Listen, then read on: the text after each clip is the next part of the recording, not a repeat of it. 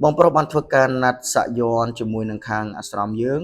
ហើយអ្វីដែលពិសេសនោះគឺគាត់បាននាំក៏ដូចជាអនុញ្ញាតឲ្យកូនប្រុសរបស់គាត់ដែលមានវ័យ18ឆ្នាំនោះធ្វើការសាក់យ័ន្តជាលើកដំបូងគោលការណ៍នៃអាស្រមរបស់យើងគឺអាយុចាប់ពី16ឆ្នាំរហូតដល់20ឆ្នាំត្រូវមានការអនុញ្ញាតពីឪពុកម្ដាយដោយពួកគាត់អញ្ជើញមកផ្ទាល់ជាមួយនឹងកូនរបស់គាត់ទើបខាងយើងអាចសម្រេចចិត្តក្នុងការសាក់បានបងប្រុសមកពីប្រទេសបារាំងហើយគាត់បានប្រាប់ខាងពួកយើងថា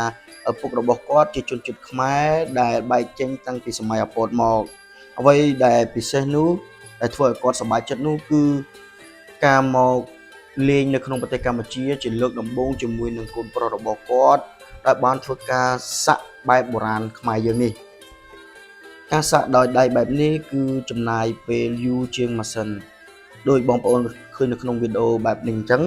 គឺយើងត្រូវការផ្ចិតផ្ចង់បុកមួយតួឲ្យត្រូវទៅតាមអក្សរអក្ខរាវិរុទ្ធ